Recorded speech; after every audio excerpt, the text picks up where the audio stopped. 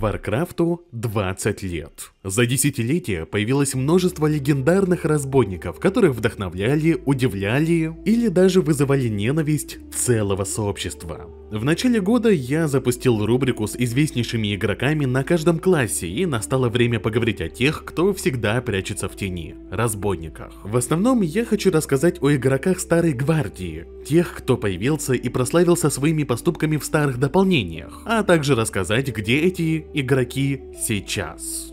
Часть людей, о которых дальше пойдет речь, я упоминал в разных роликах о известных или печально известных игроках, но я хочу собрать все эти истории в одном месте.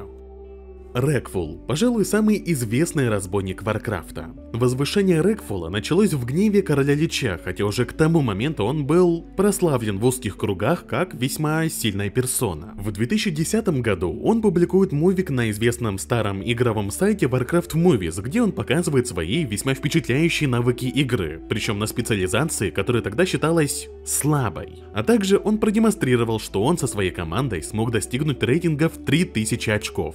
Первым в мире. Тогда это казалось крышесносным достижением. Еще в течение многих лет Рекфул подтверждал, что он один из сильнейших игроков-разбойников. В течение 6 арена сезонов подряд, начиная с Burning Crusade и заканчивая Катаклизмом, он достигал первого ранга. То есть становился со своей командой топ-1 в брекете по окончанию сезона. Это буквально одно из сложнейших достижений для PvP-шеров. Периодически он участвовал на турнирах, а также мечтал отправиться на BlizzCon. Однако, к сожалению, по разному стечению обстоятельств, прорваться в топы ему не удалось. В 2011 году он попытался прорваться на BlizzCon через отборочные турниры, однако из-за пары нелепостей тиммейтов он проиграл в решающих матчах и занял 3-е место. Для попадания на BlizzCon нужно было занять либо 1-е, либо 2-е место. Тем не менее, Рекфулу удалось построить достаточно успешную стримерскую карьеру. В Катаклизме он решил разнообразить геймплей, и вместо нормального актуального оружия он пошел покорять арены с легендарными клинками Азинота, которые устарели к тому моменту на 2 дополнения. И несмотря на все это, ему вполне себе удавалось побеждать. Периодически он забрасывал Warcraft. Во времена Дренора он получил перманентную блокировку учетной записи, а его аккаунт с многолетней историей был потерян. Рекфул надолго закрепился в сообществе игры как один из известнейших разбойников. В 2020 году стало известно, что Рекфул наложил на себя руки. Он давно страдал от депрессии, о чем знали его зрители. Проблемы с депрессией у него были с самого детства. Тем не менее, он всегда старался радовать зрителей. Когда стало известно, что Рекфул отправился в лучший мир, тысячи игроков на разных серверах, на классике и на актуале решили собраться вместе, чтобы отдать почести известнейшему разбойнику игры. Еще среди старых игроков можно отметить 2 персоны – Грим и Мьют. Оба получили славу на заре World of Warcraft. Грим был любителем сражений в открытом мире, а также вдохновил многих людей играть и изучать класс разбойников. Особую известность ему принесло 2 ролика – «Тотальная аннигиляция» и «Путь крови». В них он показывал, как довольно ловко сражается против других игроков в открытом мире, на арене Гурумаши, случайных точках Калимдора или Восточных Королевств. На данный момент оба ролика, не считая перезаливы, только на Warcraft Movies смогли собрать свыше 6 миллионов просмотров. Это невероятно много, учитывая, что они были опубликованы во времена ванилы, когда YouTube только-только зарождался, а нормальное интернет-соединение даже не позволяло многим смотреть их в онлайне. В какой-то момент времени он имел даже эдакий ганг-сквад. Вместе со своими соратниками он на разбойниках охотился за другими игроками по всему Азероту. Иногда он выполнял платные заказы на убийство. В ваниле ему заплатили золотом, чтобы он убил одного противного разбойника со стороны Альянса. Он достал этого игрока прямо в столице. Он был легендой разбойников. Во времена Burning Crusade ему удалось в сетапе 2 на 2 стать топ-1 мира в брекете и получить гладиатора. После же он забросил игру. В Дреноре он снова попытался вернуться в Warcraft. По его словам, игра сильно изменилась, но ради фанатов он был готов попробовать снова. С выходом классики он периодически снова начал играть и публиковать ролики с его игрой на разбойнике на своем YouTube-канале, так что он продолжает пугать игроков Азерота даже много лет спустя. Мьют прославился благодаря серии роликов World of Warcraft. Стоит начать с того, что Мьют не начинал как разбойник. Он был чернокнижником, которого бесили разбойники. Его задрало высокомерие разбойников, которые то и дело твердили, что они мастера игры, а всем, кто умирает от их подлых клинков, нужно просто научиться играть за свой класс. Чтобы утереть нос высокомерным разбойникам, он сам создал разбойника, дабы показать, что не каждый игрок на этом классе это непобедимый ниндзя. Но он после прокачки не пошел одевать топовые шмоты и гриндить часами гир. Он просто снял большую часть вещей, оставил на разбойнике самый примитивный клинок и пошел убивать. И знаете что? Оказалось, этого и прямых рук было достаточно, чтобы сражаться против одетых топовых игроков. В роликах он демонстрировал, как уделывал людей на почти голом разбойнике, которые существенно его превосходили по экипировке. Хоть вся эта серия роликов являлась в определенной мере насмешкой над наглыми разбойниками, по иронии судьбы, это привело к тому, что он лишь популяризировал этот класс и закрепил за собой статус легенды. Еще некоторое время он играл в Burning Crusade, а дальнейшая его судьба неизвестна. Со временем известных PvP арены игроков становилось все больше. Акриос – американский игрок Орды. Начинал он свой путь в самом конце ванилы. Там он публиковал серию роликов, где он сражался в открытом мире с легендаркой – Громовой Яростью. Это, скажем так, не самый очевидный выбор, особенно в то время. С годами он выпускал все больше PvP-мувиков, а в Гневе Короля Лича его ролики могли набирать миллионы просмотров. Хоть он неплохо себя чувствовал на аренах, он был сторонником сражений в открытом мире. В общем, немало тех, кто занимался подобным в ваниле, с любовью вспоминали возможность пнуть гнома или андеда где-нибудь в восточных королевствах. В 2010 году он решил на время завязать с Варкрафтом. Как одна из причин, это сильно меняющееся сообщество. В своем посте он описывал реакцию людей на один из роликов Дрейк Дога, еще одного известного PvP-шера. Дрейк Дог постарался сделать ролик, где бился против других игроков в открытом мире, потрудился над монтажом, вложил кучу сил. Какова была реакция сообщества? Весьма противоречивая. Он столкнулся с критикой тех, кто любил больше арены или батлграунды. Люди слепо принимают то, что арена является синонимом PvP и скилла, и они счастливы сидеть без дела в Долоране, пока их партнеры не зайдут в игру, и они готовы называть это игрой. Акриос, как минимум на момент начала 2024 года, играл на классических серверах и публиковал свои ролики с игрой на разбойнике. Не менее интересным разбойником является Нейлью, наверное, один из самых известных разбойников времен Burning Crusade.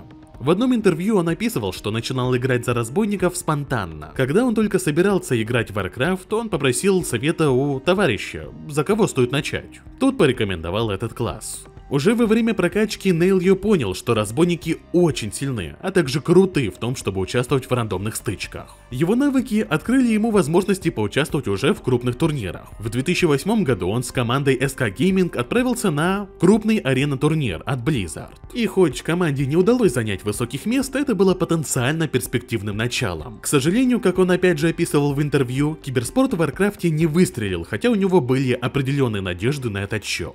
Еще нельзя не отметить Калимиста, который играл вместе с лучшими игроками мирового уровня. Калимист несколько раз принимал участие на турнирах, а также состоял в киберспортивной команде Team Dignitas. Несмотря на вполне себе выдающиеся успехи в конце нулевых, он со временем начал терять интерес к игре. А также отмечал, что после катаклизма он потерял мотивацию играть и замечал, что класс чувствуется уже не таким, как раньше. Woundman тоже примечательная личность сообщества разбойников. Woundman начинал играть со времен бета-тестирования, а в Burning Crusade открыл для себя мир арен. Его ник возник случайно. Когда он играл в сетапе 5 на 5, разбойники тогда чувствовались лишними, как пятое колесо, поэтому товарищ начал его в шутку называть Woundman, или раненым человеком. За годы активности он сыграл с огромным количеством топовых игроков, и даже можно найти его дуэль с Рекфулом 1 на 1. А также он присоединился к команде Evil Genius, которая в 2010 году смогла занять первое место на крупном арена-турнире. В реальной жизни он продолжает семейный бизнес, связанный с продажей кофе, а в классическом Burning Crusade он начал стримить, однако, предположу, со временем это забросил.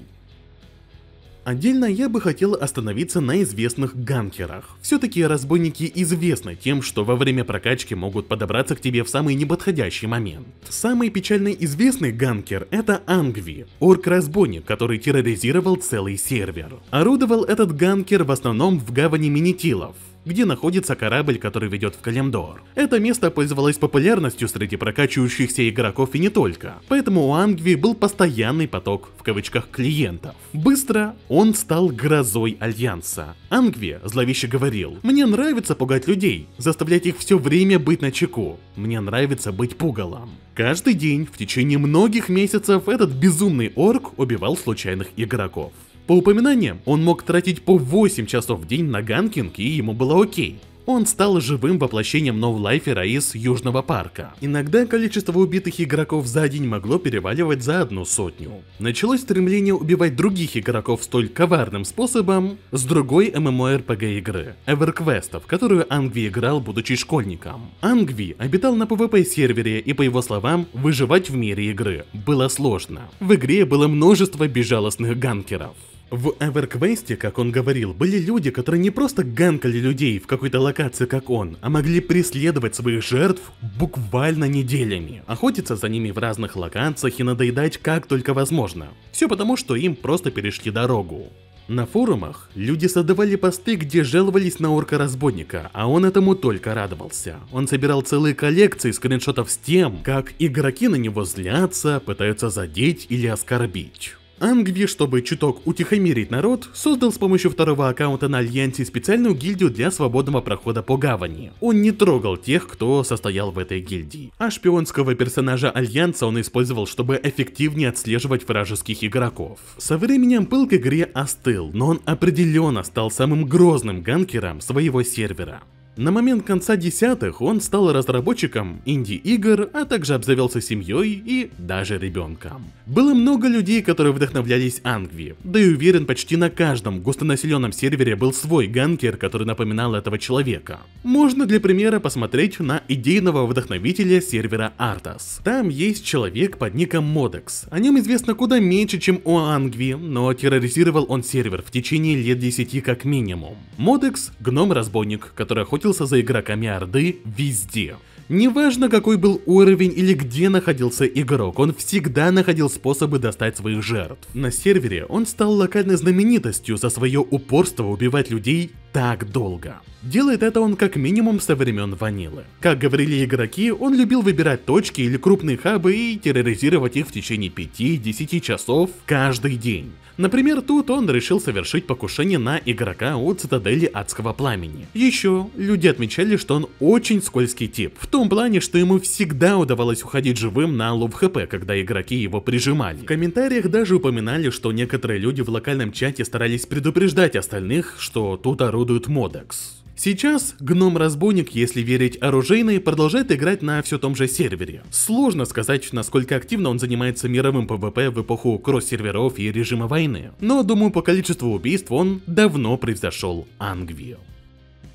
Гайовин стал известен благодаря убийству нескольких боссов. Он популяризировал сборку, которая позволяла разбойникам собирать огромнейший процент уклонения. Этого было достаточно, чтобы практически не получать урона от атак некоторых боссов или даже иметь возможность их танковать. В частности, он показал, как танковал мать Шазрах в Черном Храме, Грула из Логова Грула, а также Илидана. Да, действительно такая сборка позволяла себя чувствовать богом, но работала эффективно она только на паре боссов. Не факт, что именно он осознал, что процент уклонения разбойников при определенных условиях может быть космическим, но точно можно сказать, что его ролики популяризировали подобные билды. Вскоре появилось много разбойников, которые пытались вместе со своими гильдиями повторять его поступок. К сожалению или к счастью, в последующих дополнениях подобные возможности были понерфлены.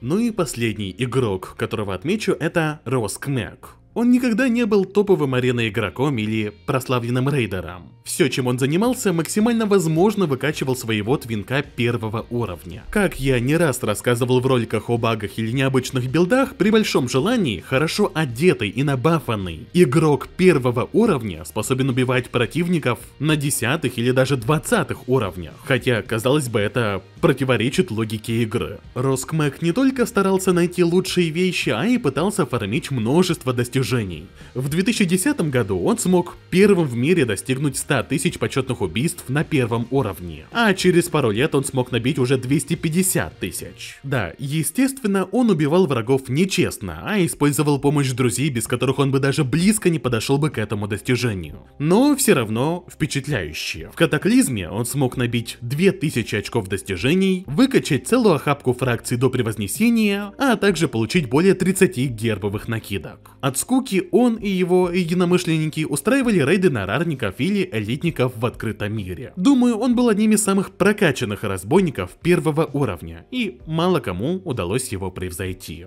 Ну что же, по сути, на этом все. Благодарю вас за просмотр. Удачи!